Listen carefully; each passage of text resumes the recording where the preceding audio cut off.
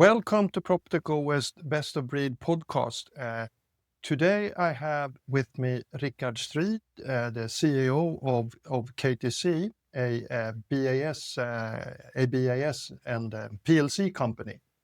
That's correct, Rikard? Yeah, that's right. I'm really happy to have you here with us today. Yeah. Welcome, Rikard. Thank you. I'm very happy to be here. Yeah.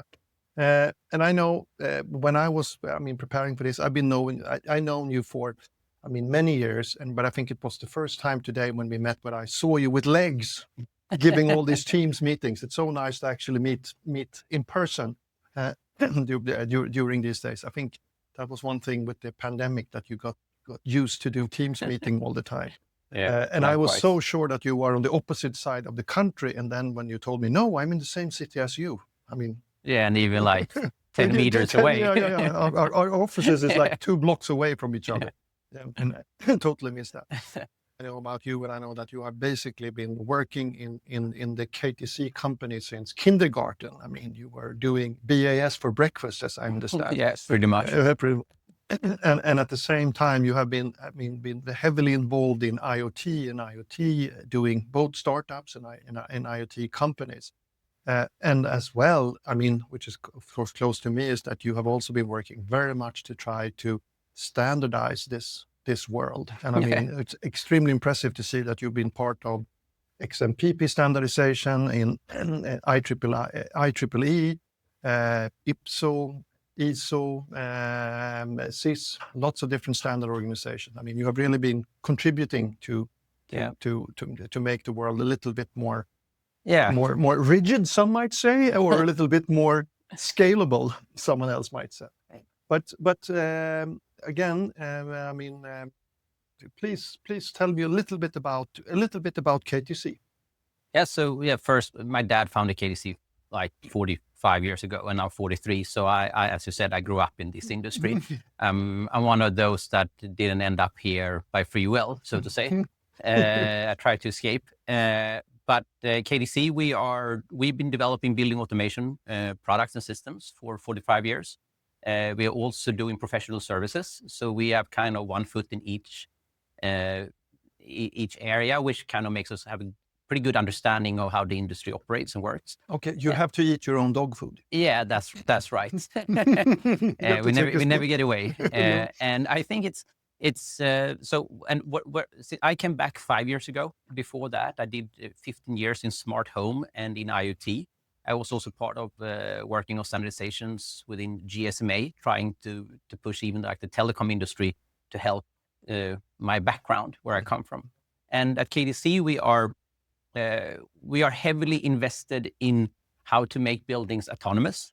And now with everything that's going on with AI agents, the future looks much brighter than it did like 2 years ago. So I would say we develop and deliver the full stack building automation products as our competitors or other players in our area. And our goal is to help building owners and facility management companies to make the buildings autonomous, to be able to drive themselves, to be self-driving. And for that, standards is of course like super important and something that we invest heavily into. Okay, but I thought now when AI comes, you don't need standards anymore. You mean that is not true?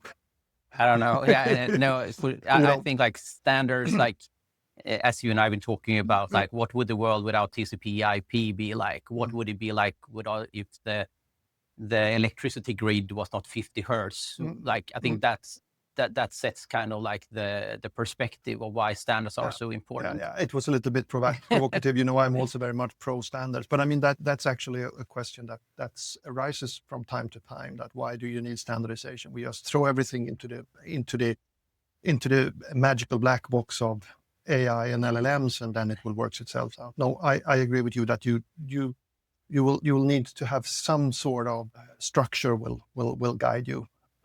In that option. Yeah, I totally agree. So that brings us in, to today's topics, which is of course about autonomous buildings and how do you make them self-driving? And looking at this, what is your take on, how would you define an AI agent compared to a traditional BAS system? I mean, rule-based system. Yeah, as I said, there is a time before LLMs, ChatGPT, and now after. And I think that like when we look into the world of AI agents, it's like getting like your own, like getting a new colleague. It's like new people, like it's a new workforce coming into the industry, and they will have different tool sets. If we look into like the machine learning that is a tool set that could be used for an AI agent to make better control sequences, to optimize how buildings are run. And that, I think, so looking into what is the greatest difference of what we had before and what we have right now is that we get a human interface, someone that we actually can communicate with. We can communicate with speech or with text, and they can start also communicating with each other, and they start building their own governance. So there will be layers of hierarchical structures within the AI agent world where they can where they can help us solve and reasoning on tasks. And if we look into, we did a KTH study together with KTH, which was about, the first thing we did was we had AI agents that was looking into the past. They were looking into historical data for buildings. It was looking into real-time data, just to see what it could come up with. And it came up with like a lot of ideas of what's going on right now and what we could have done better in the past. The next step into that was we actually gave the AI agents possibilities to look into the future. So we gave it simulation tools, and that's where it can start using, where you have technologies like machine learning or simulation or whatever you want. And that's where it truly gets interesting, when the AI agent can predict the future based on the available data that it has available. So I think it's quite a bit. I look at AI agents as something that is part of the processes, like our processes of how we work, our work processes. And the traditional way of doing AI, as many in our industry, where we look at AI for optimization, that is just a tool set. But the AI agent will have a generic tool set about simulation and machine learning, where you will be able to ask your AI agent, like, I want you to start exploring into the world of optimization. Can you come up with different control strategies for me? Can you tell me what data points I'm missing? Do you need like weather forecasting data, or the other sensors that you need to be able to do better optimization? So the way that I look at it is like when we're talking about AI agents, it's more of it is a colleague. It's like someone that is part of the process that is superpowering the organization. And machine learning, that's a tool set that the AI agent will be able to use to do a better work. No, and I think that's really interesting, as you said. I mean, it has been very much focused on, very specific use cases, as you can say, like it was doing energy optimization. Heat controlling. Controlling heat or cooling or ventilation or something like that. But of course, it's a much bigger one. And I also think when you're looking at, of course, everything with fault detection, that's like bread and butter. I mean, to start asking, is there something wrong with my building? That it tells you, this is potentially going to be a problem with your building, and it's going to cost this. And to get there, we need to structure the knowledge about the building, and we also need to structure the data in a way for the LLMs or the AI agents to be able to understand. And that's where I think, like, I'm very happy that I was born before the web really exploded. So I have lived a life before the internet or the web. Now we are looking into, it's a new paradigm. There is a time before we could store knowledge, and there is a time when we start to store knowledge. And when we look into the future, it's going to be people that will ask people, so you were one of those that actually helped us to store knowledge about building energy management systems that we later could give to the AI agent to do its work. So that's that's what I think is like the most exciting thing right now is, and the most important thing is it's not about storing time series of data. It's about how do we store the knowledge? How do we create a collective brain of this knowledge that we later want to give to these extremely powerful AI agents to help us do a better job? I mean, now you're kind of kicking in open doors for me, of course. I mean, when you're talking about storing knowledge, like in something like maybe if we can put something like nodes and something, maybe knowledge graphs. Yeah, kind of. could be the Sounds like a solution. good idea. Yeah. I guess I'm biased. I'm biased in this, but I agree with you that I mean, probably the important part of the explosion right now of AI is to actually to be able to scale it. I mean, how can you actually move it from just being a pilot to doing something? How can you scale it cost efficiently? And as I also think that how can you actually have your staff to adopt to this? How can you overcome cultural differences with your vendors and with your staff and with your tenants and with everyone? I mean, if you dive in a little bit more to the agent side and looking a little bit, I mean, right now, I've seen, I mean, you have been quite vocal about, I mean, the different kinds of frameworks that are coming up. I mean, it's as the next step after LLMs made its big entrance to the public roughly 2 years ago. You can start seeing as, okay, so how should we kind of organize this? How should we put it out in the buildings? I mean, one topic is, should this be centralized, everything in the cloud, or should it be everything in the building or something in between? And then you also start to see, how should you start making sure that different buildings can start communicating, or systems? I mean, agents, that's the kind of next step in the AI evolution. How can you package this? As in, any science fiction movie where you see like a robot walking around fixing the light bulbs and fixing the thermostats or whatever. Yeah. Yes. So I think there is. I'll try to unpack that question. So there like from I would think like from a strategic how we look at it at KTC is that I strongly believe in decentralized systems and organizations, and autonomous and governance should be done where it makes the most sense. I'm sure that we eventually will see AI agents running locally inside of the building. So it will run within the PLCs. We are exploring that as like an R&D project. Of course, it will come with a cost, but it might be like because you will need more computing power locally. So the typical controller with a microprocessor is not able to deliver on that. The GPU and the PLCs. Exactly. So and I think so. And in building automation, we will be working with what's called like hybrid computing for pretty much as long as we have existed. We have our like on the edge controllers that do like near real time processing, looping and processing. Yeah, that it must work even though the internet goes down, and or the connectivity goes down. And then we have our cloud that is more like an offloading place. It's a place to optimize the process where you get like, if you want to have like one view of your alarms, you want to have one view of your trends, you want to compare buildings, you want to compare things like on a higher level. So I think for where we are going, it's going to be in hybrid.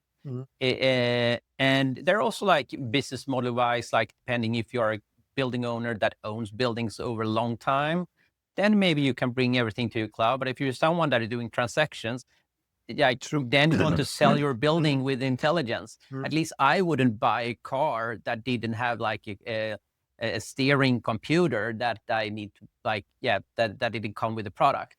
So I think that from our perspective, it's going to be hybrid, but I think it's a lot of like the edge plays quite an important role. And also when it comes to governance, resilience, cybersecurity, they're going to cause of things like with NIS2 and the CRA and everything that's coming I up. mean, again, you can pick any kind of action science fiction movie, you know, when the elevator crashes down in the tall rise, and then when the terrorist takes those over. I mean, the cybersecurity part will probably, I mean, but we will probably see serious breaches happening within building automation systems. I think there was actually have been quite big breaches on different kinds of big manufacturers, PLC. Yeah, we should be. Maybe I should say this, but we should be. I think we should be very happy that there is not more problems within building automation. Maybe. And I also like to add to that. Like there is other things that is happening right now. That's pretty cool. Like we had the LLM, the AI agents coming in. We also now have Anthropic, one of like the big models that is like many people probably use Claude, which is like their like an application on the Anthropic LLM.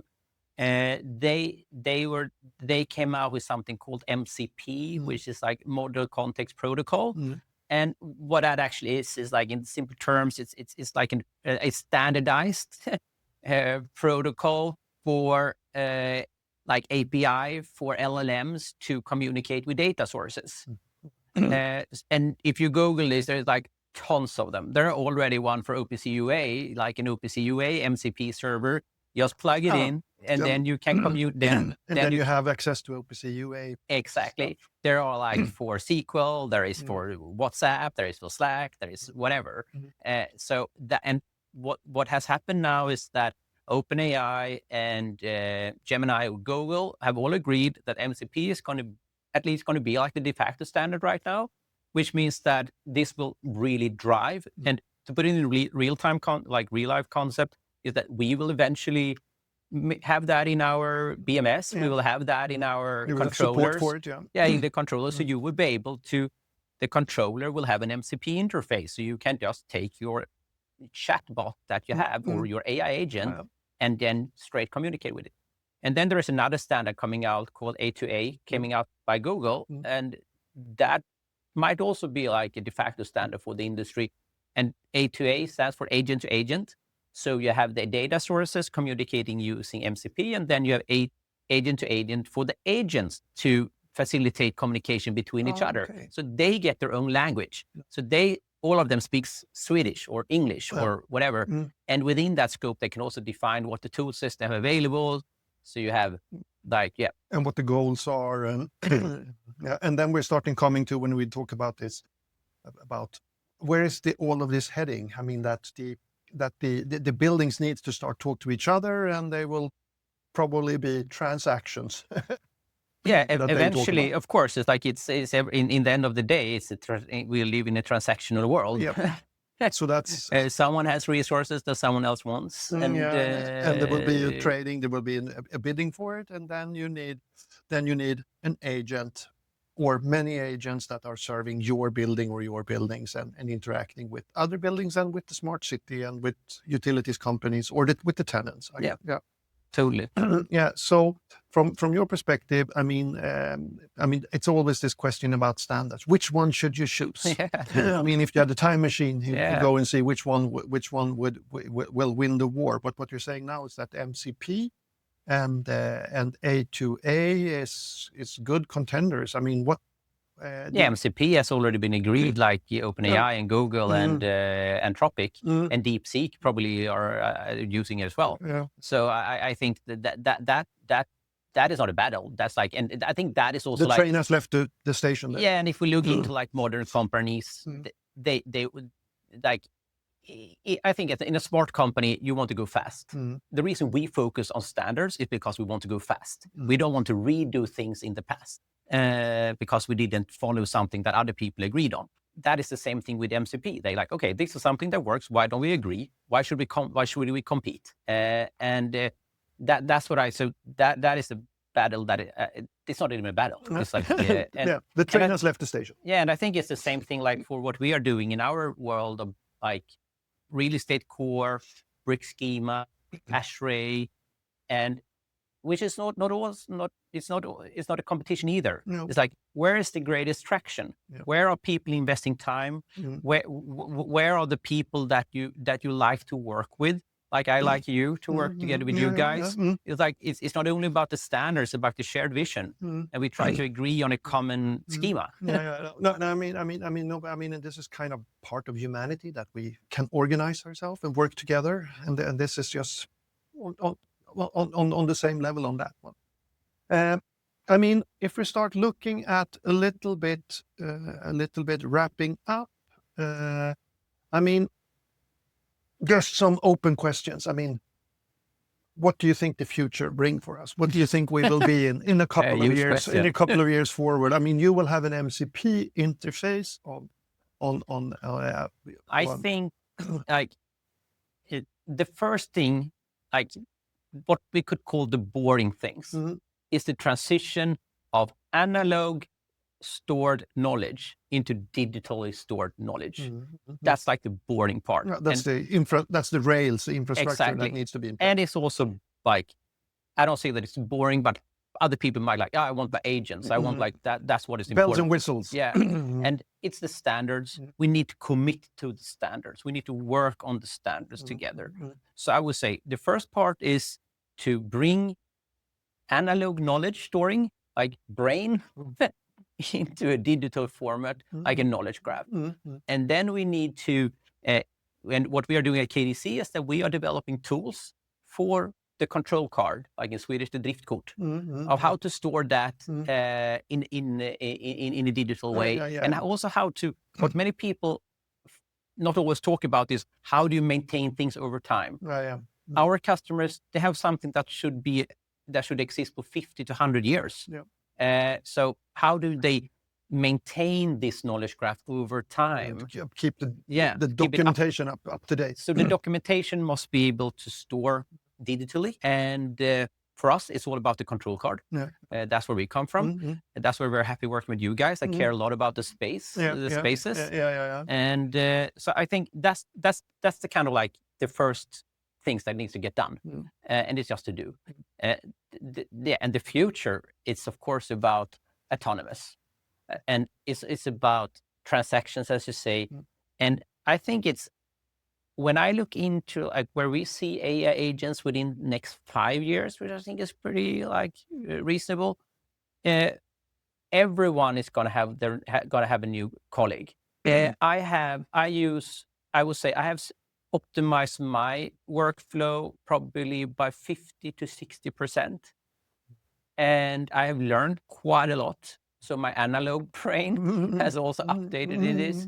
But I think when it comes to like things, we will see much smarter algorithms for energy optimization. Fault detection will be, bread and butter. With all this in place, so we will have better controls, we will better fault detection, we will have better predictive maintenance, we will have, it will be easier to do RFQs since the system will generate RFQs by itself. And that's like where you also want to connect in like the building platforms, because you want to know how much you paid for another service. You can update the algorithms. Like, I'm going to change this damper.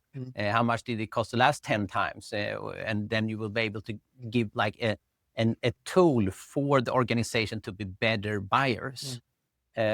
So yeah, I think like I'm going to stop there. But this is not that far away. But we need to commit to standards. We need to get tools to start storing analog knowledge in a digital format that can be maintained over time. So we get this collective brain that we then can invite the AI agents to start work with.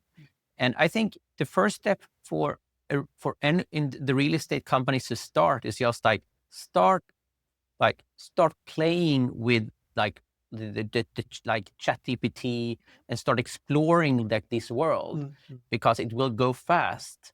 And I think, as I also believe, if you are not in part of this journey, it's also about recruitment. Like in the future, like we will have all the past knowledge stored. So new kids that come into work, they're like, why should I learn that? Like it's available in the collective brain. I want to learn something new. I want to be more excited, look into the future. What is the new knowledge? Since what we are doing, we are working with knowledge that is like 40, 50 years old. You and I were talking about that, like the BMS platforms, they've been looking the same for, I don't know, decades. 50 years. Yeah. We moved the computer from the basement to the cloud. That's the greatest achievement. Yeah. We exchanged the two-wired cable for a TCP IP, like Ethernet cable. That's kind of the only technical leaps we've been doing. Well, no, but Rikard, thank you very much. I think this has been a really good one, and I have so many more topics I would like to discuss. I guess we'll have to redo this sometimes not too far away. Yeah, thank you for inviting us. Yeah. Like super happy to be here. Yeah. And thank everyone for listening to the ProptechOS Best of Breeds podcast with Rikard Strid from KTC. You will see contact information to Rikard or me below this recording. And again, Rikard, thank you very much for joining us. Thank you very much. Super happy to be here. Thank you.